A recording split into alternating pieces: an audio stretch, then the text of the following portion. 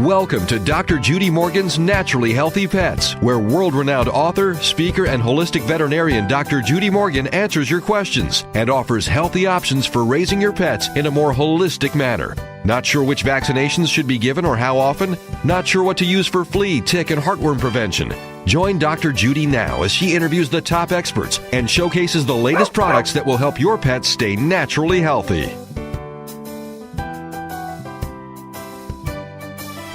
Hello and welcome to Dr. Judy Morgan's Naturally Healthy Pets.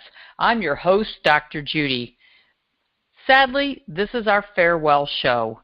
We've spent 2 years entertaining you on the air with some fabulous guests over the past 2 years. And I feel honored to have been able to interview some of these amazing people and to learn right along with you about all of the wonderful things that are available for our pets. Today, I'm joined by my husband, Hugh Grant. Howdy, y'all. Great to be here. He's not from around here. He's from Amarillo, Texas. And we really just kind of wanted to leave you with some words of wisdom and recommendations to keep your pets naturally healthy, because that's what we're all about, really. It's about keeping our pets with us as long as possible. We treat them as our children, and we love them dearly. For me, anything that I can teach pet owners around the world to improve health and longevity of their pets is just a bonus. It's a thrill for me to be able to teach and to interact with people around the world. I would absolutely have to agree with that. As I look around the room and I see the 18-year-old and the 17-year-old, the 14-year-olds, it's just amazing. And I know that if we weren't doing the kinds of things that you promote day in, day out, they wouldn't be with us. And what a sad place that would be for both of us. Absolutely. I mean, we get, with the 17 and 18-year-olds, actually our 17-year-old is just easy peasy, but our 18-year-old is having some medical challenges. That's Charlie. He's an 18-year-old Cavalier. He's an old breeding male that was rescued from a puppy mill when he was about 8 years old. And he's pretty arthritic and has to wheel around in his little four-wheeled cart. He has a hard time getting around on his own. But, along the way, we got to interview the people who are Dr. Busby, I think, who started the toe grips. And Charlie started out with those, and they did pretty well for him for a while. And then we moved on to the paw friction and did an interview about that, and that worked well for a while. And then we combined the two. And then we went to Eddie's Wheels and interviewed them and had his cart made. What an amazing place to see all that they do for these animals. Yep. So, because we've had challenges with our own animals, it has led us on a path to seek out ways to help them and to find individuals that supply the tools that we need for these guys. And I've been so happy to bring that to all of you. And with Scout, he came with his skin issues and ear issues, and that was one of the ways we discovered the TheraClean microbubble bathing system and our wonderful groomer, Floss Grooming, up in Somerdale, New Jersey. And, every one of these dogs has something to teach us, and our cats. Right now, our 19-year-old Star is hanging in there. She was diagnosed 7 months ago with a lung tumor about the size of a golf ball.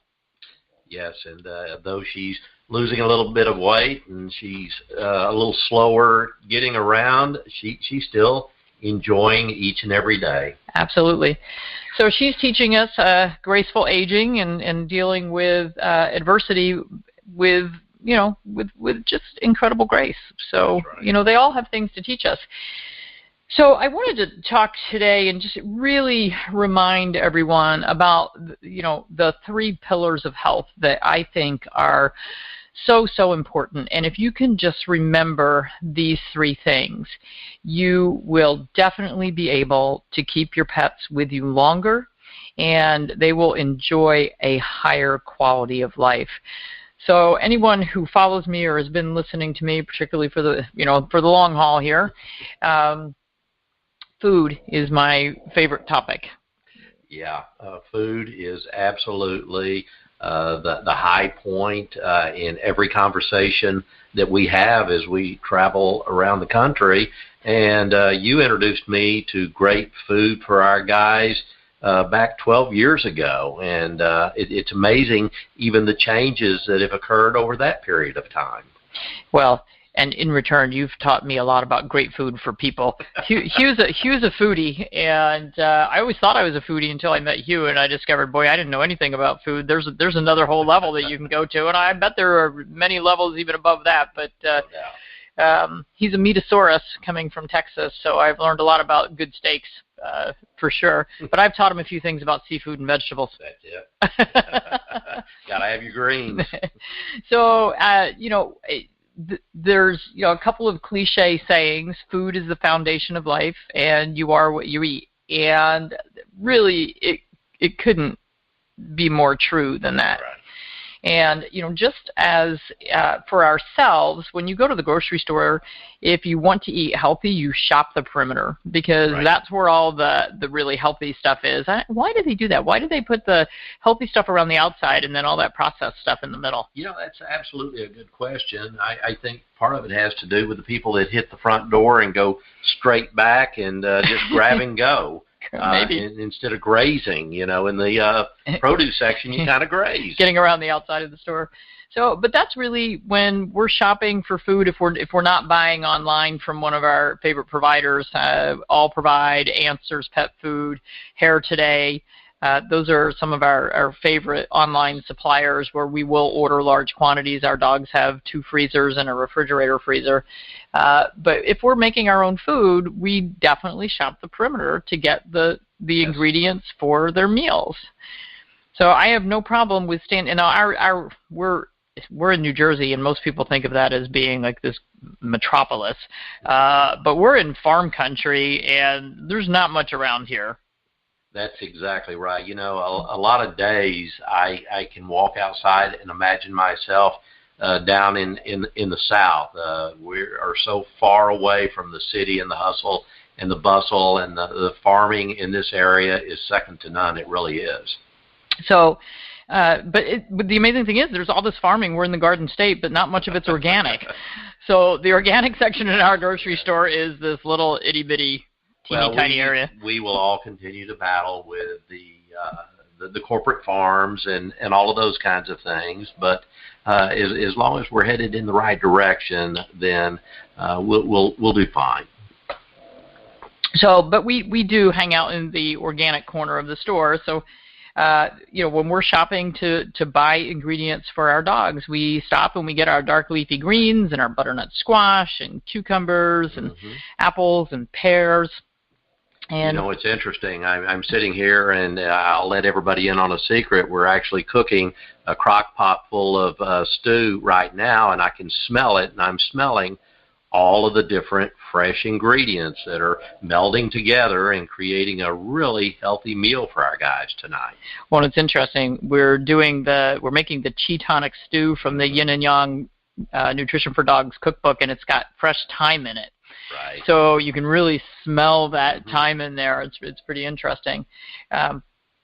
So, when you're shopping, we can pretty much get everything we need in the grocery store for these guys. Our grocery store has liver, beef and chicken liver. They have gizzards. They have a little bit of chicken heart. Finding beef heart's a little harder, but there is another grocery store over in Glassboro that has it. Right. We can generally find anything and everything we need. I actually, in the frozen food section yesterday, noticed beef lung.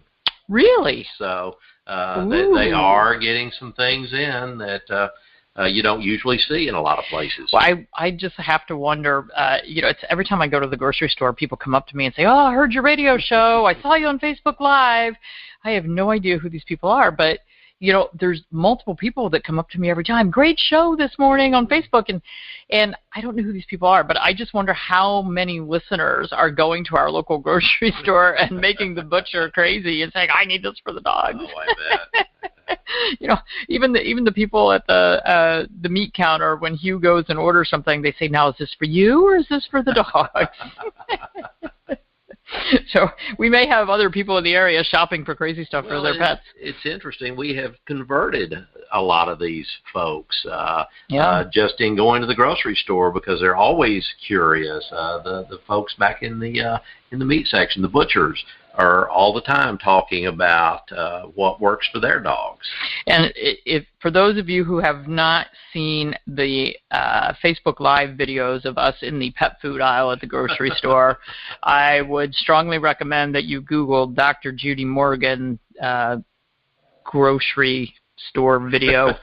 There's a few of them where we compared prices and read labels and talked about ingredients. And we haven't been kicked out yet. But sometimes people come down the aisle and we have to kind of hide and hush up. And people have turned around and headed the other direction. They see us and we scare them off. So I just would encourage everyone to, really think strongly about adding fresh food to your pet's diet, dogs, cats, horses, it doesn't matter. I mean, even our horses, the ones that we board elsewhere, at the barn, they have a fresh grain mix that's made that isn't filled with molasses and fillers and starches and sawdust. There was one time we showed up at the barn and the feed room was filled with these bags of different feed, and I said, "Oh, what's going on here?" And I walked over and I read the tag, and boy, I stormed out of there and stormed up to the house and banged on the door, and I had the label in my hand, and I said, "What is this? You're not going to feed this to our horses. This is awful." And the next day it was all gone. The whole grain was back. Yes. So it doesn't matter whether you're feeding yourself or your kids. Well, I was going to say, we need to take a lesson from what you're preaching for ourselves as well. We can all do a little bit better with all of our meals. Even when we go out to eat, we can take notice of the calorie counts that are showing up on menus now. Oh, I love that. And the ingredients. A lot of times now you can find the organic, wholesome ingredients even in the restaurants. Yep. The farm-to-table restaurants are wonderful. Oh, man, they're really good. Billy Hookman from Answers, if you want to know where a good farm-to-table restaurant is in any city, just ask him. He seems to have a knack for finding love when he organizes where we're all meeting for dinner, because he finds the best places. Yes. Because that's really what their food company is all about, and so are we. So if you're still feeding dry kibble, if you've still not been able to make the switch off, or if you're feeding a prescription diet from your veterinarian, don't be afraid.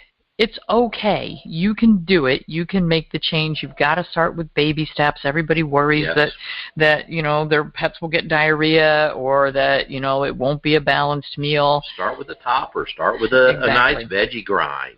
Yep, just add something fresh. Add a cooked egg to the top of the food. If you're worried about raw, just add a cooked egg. Use hard-boiled eggs as treats. Get a can of sardines and give them a fish a couple times a week. Mm-hmm. Just small changes can make the biggest difference. And there was a study, I think it came out of Purdue quite a few years back now, where they took a bunch of dogs and they fed just straight dry kibble. I think it was a litter, and they fed straight dry kibble to half the dogs, and then the other half they added just a topper of fresh vegetables, and the increase in longevity was pretty incredible. Yeah. And just that simple little change can make so much difference for our pets.